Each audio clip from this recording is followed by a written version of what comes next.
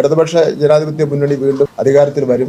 എന്റെ അമ്മാച്ചന്റെ തേങ്ങ വീണപ്പോഴും ആദ്യം ഇതുപോലെയായിരുന്നു. കേരളത്തിൽ ഇത്തവണ ഭരണം നിലനിർത്തും എന്ന് LDF അവകാശപ്പെടുന്നുണ്ടെങ്കിലും അതിനുള്ള സാധ്യത വളരെ വിദൂരമാണ് എന്ന് നമുക്കറിയാം. പാർലമെന്റ് തെരഞ്ഞെടുപ്പിലും പഞ്ചായത്ത് തെരഞ്ഞെടുപ്പിലും ഒക്കെ കണ്ട ഒരു ഭരണവിരുദ്ധ വികാരം നിയമസഭാ തെരഞ്ഞെടുപ്പിൽ കുറച്ചുകൂടി സ്പഷ്ടമായിട്ടും വ്യക്തമായിട്ടും പ്രതിഫലിക്കാനാണ് സാധ്യത. ചിലപ്പോൾ അത് സംഭവിക്കാം. നടക്കില്ല. എവിടെയും അത്തരത്തിലൊരു ഭരണവിരുദ്ധ വികാരം പ്രകടമല്ല. കാരണം ജനങ്ങളുടെ ഇടയിൽ അങ്ങനെ ഒരു വികാരം ഇല്ല. എന്നെ കാണിക്കാനുള്ള പതിവ് നാടകമൊന്നും വേണ്ട. എന്റെ ദൈവമേ, എങ്ങനെ പറഞ്ഞു മനസ്സിലാക്കണം എന്നറിയത്തില്ല കേട്ടോ ഈ സഖാക്കന്മാരെയൊക്കെ.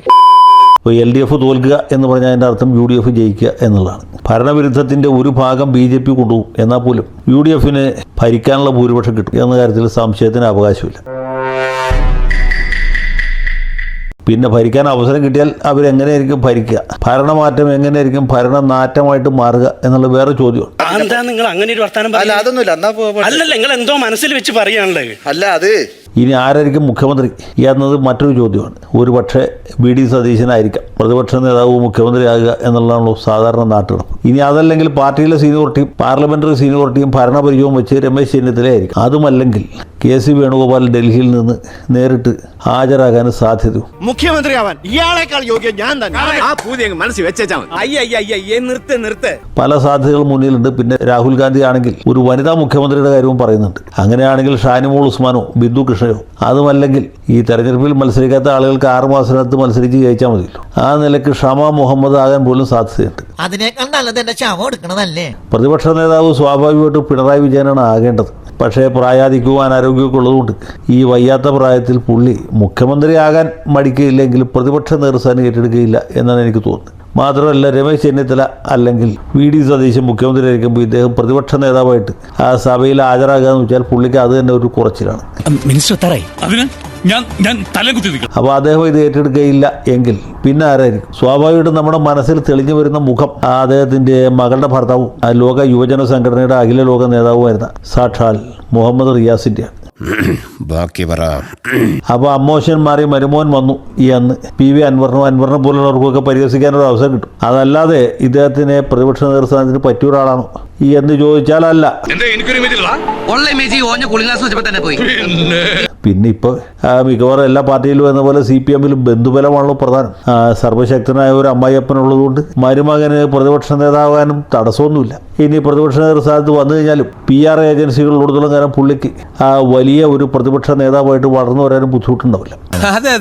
പക്ഷേ ഇനി മെറിറ്റിൻ്റെ മാത്രം അടിസ്ഥാനത്തിലാണ്, അതായത് ബന്ധുബലത്തിൻ്റെ അടിസ്ഥാനത്തിലല്ല, മെറിറ്റിൻ്റെ മാത്രം യോഗ്യതയുടെ മാത്രം അടിസ്ഥാനത്തിലാണ് ഒരു പ്രതിപക്ഷ നേതാവിനെ നിശ്ചയിക്കുന്നതെങ്കിൽ അത് വലിയൊരു എങ്കിൽ ആ സ്ഥാനത്തേക്ക് ആര് വരും എന്ന് ചോദിക്കുമ്പോൾ വേറൊരു പ്രശ്നമുണ്ട്.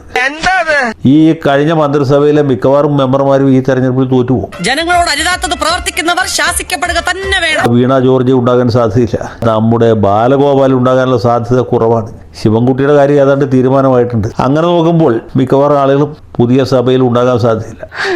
എല്ലാം കൊണ്ടും കഷ്ടകാലം തന്നെ. പുതിയ സഭയിൽ ഉണ്ടാകുകയും ചെയ്യണം, പാർട്ടിയിൽ സീനിയർ ആയിരിക്കുകയും ചെയ്യണം. റിയാസിനെ സംബന്ധിച്ചുള്ള ആ പ്രശ്നമില്ല, പുള്ളി സഭയിലുണ്ടാവും, സമുന്നത നേതാവുമാണ്, പിന്നെ യുവജന സംഘടനയുടെ അഖില ലോക നേതാവുമായിരുന്നു. അദ്ദേഹം പാർട്ടിയുടെ സംസ്ഥാന സെക്രട്ടേറിയറ്റ് മെമ്പറുമാണ്. സർവോപരി പിണറായി വിജയന്റെ മകളുടെ ഭർത്താവുമാണ്. ഇപ്പം എല്ലാ യോഗ്യതയുണ്ട്.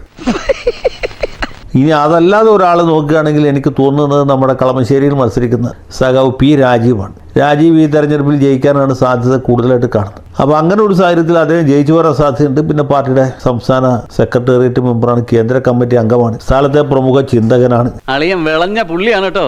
നമ്മുടെ സന്ദേശത്തിലെ കുമാരപിള്ള സാറിൻ്റെ ഒരു പുനരവതാരമാണ്. താത്വികമായിട്ടും ദാർശനികമായിട്ടും പ്രത്യയശാസ്ത്രപരമായിട്ടും ഒക്കെ കാര്യങ്ങളെ വിശകലനം ചെയ്യാനും ജന മനസ്സുകളിൽ അവതരിപ്പിച്ച് പ്രചാരം നേടിയെടുക്കാനും ഒക്കെ ഇന്നിപ്പോൾ രാജീവിനെ കഴിഞ്ഞിട്ട് വേറൊരാളുള്ളൂ എന്നാണ് എൻ്റെ അഭിപ്രായം. സത്യം പറഞ്ഞ ആശാന്റെ കഴി വെച്ച് നോക്കുമ്പോ ആശാൻ ഈ ലെവലിലൊന്നും അറിയപ്പെടേണ്ട ആളല്ല, കുറച്ചും കൂടി ലോ ലെവലിൽ അറിയപ്പെടേണ്ട ആളാണ്. അപ്പോൾ ഗോവിന്ദൻ മാഷ് പാർട്ടി സെക്രട്ടറി, രാജീവ് പ്രതിപക്ഷ നേതാവായിട്ട് ഇരിക്കുകയാണെങ്കിൽ പാർട്ടിയുടെ പ്രത്യയശാസ്ത്രപരമായ അടിത്തറ കൂടുതൽ ശക്തിപ്പെടുകയും ബഹുജന ബന്ധം കൂടുതൽ ഉറക്കുകയും ചെയ്യും. ഇപ്പോൾ പാർട്ടിയിലുള്ള ബഹുജനങ്ങൾ കൂടി വേറെ വല്ല പാർട്ടിയിലും പോയി ചേരുന്ന കാഴ്ച നമ്മൾ കാണേണ്ടതായിട്ടുണ്ട്.